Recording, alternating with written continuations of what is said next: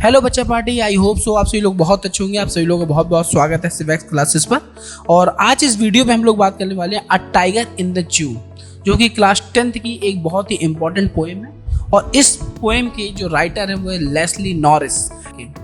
Poet यहाँ पर ये बताना चाह रहा है, इसीलिए इसमें पर्सोनिफिकेशन का यूज़ किया गया है, जहाँ पर टाइगर के लिए इट की जगह ही का यूज़ किया गया है, क्योंकि यहाँ पर हम कंपेयर कर रहे हैं ह्यूमन लाइफ के साथ में। ठीक है, तो इस पोएम में यही बताया गया है कि उस टाइगर को ना एक छोटे से पिंजरे के अंदर यार बंद कर रखा हुआ है, और वो टाइगर बेचारा उस पिंजरे में कितना ही चल सकता है। तो जैसे कि देखते हैं, टाइगर की जो स्किन होती है ना, वो बहुत ही शाइनी होती है। मुझे लगता है जैसे अगर आप लोग गए होंगे तो आप लोगों ने टाइगर को जू पे देखा होगा, और जू पे देखने के बाद में आप ये भी सोच पा रहे होते हैं कि उसकी जो स्किन होती है कितनी ज़्यादा मखमली होती है। तो यहाँ पे जो पोएट है वो यही कहना चाहता है कि चिड़ियाघर के अंदर उसकी जो चमकीली त्वचा है, चमकीली त्वचा के नीचे पिंजरे में घूमता रहता है। वह आगे ये भी कहते हैं कि बाघ केवल कुछ कदम ही चल सकता है। एक पिंजरे के अंदर वो जो टाइगर है कितने ही कदम चल पाएगा, फ्यू स्टेप्स ही वो चल सकता है,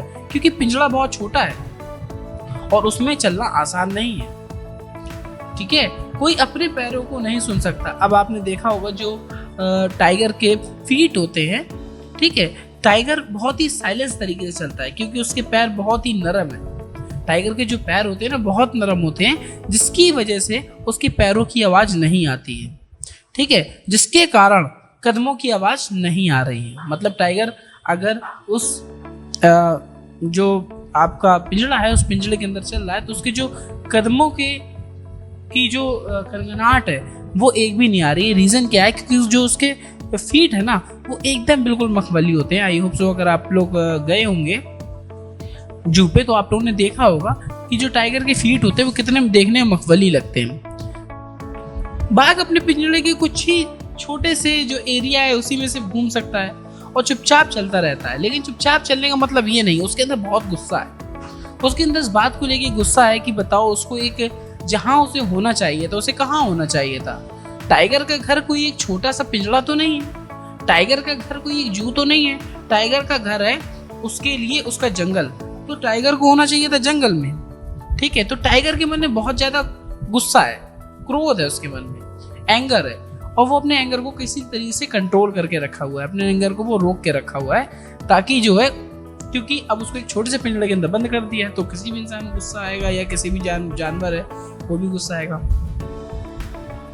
और यही वो अंदर ही अंदर आशा करता रहता है कि शायद कोई आए और एक समय बाद उसे निकाले, उसे स्वतंत्र करेगा। आगे कवि ये भी कहना चाहते हैं, पोएट ये भी कहते हैं कि आखिर टाइगर को होना कहाँ चाहिए। टाइगर को होना चाहिए था जंगल में, ठीक है, और उसे किसी हिरन वगैरह का शिकार करना चाहिए था।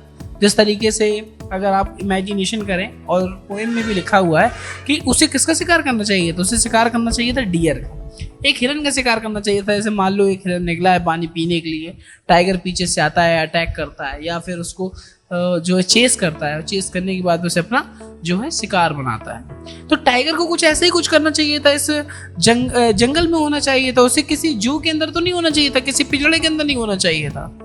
तो कवि ये कहना चाहते हैं, और यहाँ पर क्या है, जस्ट अपोजिट हो रखा है कि उस टाइगर को उठा के हमने क्या कर दिया है, उस टाइगर को उठा के हमने जू के अंदर बंद कर दिया है। लेकिन अगर टाइगर जंगल में नहीं होंगे, मान लीजिए सारे टाइगर उठा के ऐसे ही हम जू में बंद करते रहे, तो क्या होगा। यहाँ पे पोएट कहना क्या चाहते हैं, पोएट का यहाँ पे एक डीपली एक्सप्लेनेशन, एक डीप मीनिंग है यहाँ पर। वो ये बताना चाहते हैं कि अगर इसी तरीके से रहा, सारे के सारे टाइगर्स को अगर उठा के जू पे रखा गया, तो हमारा इकोसिस्टम जो है बर्बाद हो जाएगा। इकोसिस्टम बर्बाद हो जाएगा, फूड चेन जो है वो पूरी तरीके से खराब हो जाएगी। क्योंकि आप लोगों ने फूड चेन पढ़ी होगी, जिसमें आपने पढ़ा होगा कि जो भी हमारे ग्रीन प्लांट्स हैं उनको जो कंज्यूम करते हैं वो हर्बीवोरस करते हैं, और हर्बीवोरस को जो कंज्यूम करते हैं वो कॉर्निवोरस करते हैं। तो टाइगर एक हमारा कॉर्निवोरस है, तो ये पूरी की पूरी जो फूड चेन है वो काफ़ी हद तक खराब हो जाएगी, जिसके कारण हमारे इन्वायरमेंट में काफ़ी गहरा असर पड़ेगा। वो ये कहना चाहते हैं। तो जिसका जो पर्यावरण है, जो जहाँ पे रहता है, जो जिसका जो इकोसिस्टम है, जो जिसका जहाँ पर घर है, उसे वहीं पे रहना चाहिए। तो पोएट आगे ये भी कहते हैं कि या तो किसी जंगल में होना चाहिए इसे, और अगर ये जंगल में नहीं है तो इसे किसी आबादी वाली जगह पर होना चाहिए। अब आपके मन में आ रहा होगा किसी आबादी वाली जगह पर क्यों, सोसाइटी पर होना चाहिए, वहाँ पे कुछ लोगों को डराना धमकाना चाहिए। डराने धमकाने मतलब है कि आना चाहिए, देखना चाहिए, जो लोग वहाँ पर हैं उनको डराना चाहिए या उनको एंगर दिखाना चाहिए, है ना। तो ऐसा क्यों कुछ नहीं हो रहा है। अब आपके मन में आ रहा होगा कि उसे एक आबादी वाली जगह पर क्यों होना चाहिए। यहाँ पर भी जो है पोएट का एक डीप मीन है, वो यहाँ पर यह कहना चाहते हैं कि देखिए हमने क्या किया है, टाइगर हमारी सोसाइटी पे नहीं आया, हम टाइगर की जगह पर गए। हमने क्या किया है, हमने डिफॉरेस्टेशन किया है, और डिफॉरेस्टेशन करने के बाद में हमने जंगलों पर भी अपनी बहुत बड़ी बड़ी सोसाइटी बनाई है, जिसके कारण क्या होता है कि वहाँ पे टाइगर आएंगे तो वो अपने ही घर में आ रहे हैं, हालांकि हम उनके घर पे जाके चले गए।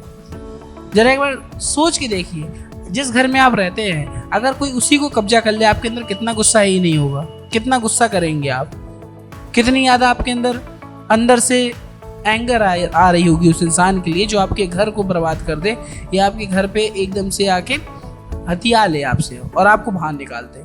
कुछ इसी तरीके से हम लोगों ने टाइगर के साथ किया है।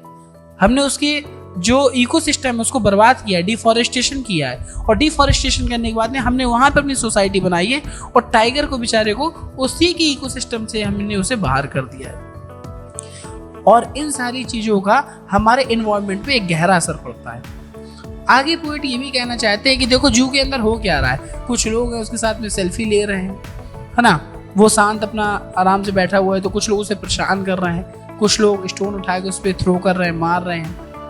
तब भी टाइगर उस छोटे से पिंजरे के अंदर इन सारी चीज़ों को अवॉइड कर रहा है और शांति से इन बातों को निगलेक्ट करते हुए अपना वहाँ पे बैठा हुआ है। अब जैसे ही रात होती है तो जू में क्या होता है, एक पेट्रोलिंग कार आती है। तो पेट्रोलिंग कार क्या करती है, पूरे जू में घूमती है और ये देखती है कोई जो विजिटर है वो तो अंदर नहीं रह गया, कोई विजिटर अंदर तो नहीं रह गया, या फिर कोई ऐसा एनिमल नहीं है जो बाहर घूम रहा हो। तो जैसे ही पेट्रोलिंग कार आती है और टाइगर के ऊपर रोशनी डालती है, तो जो जैसे ही टाइगर के ऊपर लाइट पड़ती है ना, तो जो टाइगर की आईज हैं, और पोइम में लिखा हुआ ब्रिलियंट आईज, तो ब्रिलियंट आईज का यहाँ पे यूज किया गया है साइन करती हुई, है ना, चमकती हुई आंखें। वो चमकती हुई आंखें जो हैं वो एक टुक होकर टाइगर आसमान में उन स्टार्स को देख रहा है और अंदर ही अंदर एक होप कर रहा है, एक आशा कर रहा है। यहाँ पे पोएट ये कहना चाहते हैं, क्या आशा कर रहा है, वो ये सोच रहा है कि शायद कभी किसी दिन कोई एक ऐसा दिन आएगा कि मैं यहाँ से आज़ाद हो जाऊँगा, है ना। साथ ही साथ में यहाँ पर एक और चीज़ें हैं जो मैं आपको एक्सप्लेन कर देना चाहता हूँ। अब कुछ लोगों के मन में ये कि अगर हम देखिए हमने टाइगर को उस पिंजड़े के अंदर बंद करके रखा हुआ है, तो टाइगर की जो स्ट्रेंथ है वो कहीं ना कहीं वीक पड़ रही है, कमज़ोर पड़ रही है, वो अपनी स्ट्रेंथ को शो नहीं कर पा रहा है। टाइगर की स्ट्रेंथ तो अपनी तब शो करेगा ना जब उसको एक बड़ा सा एरिया मिलेगा।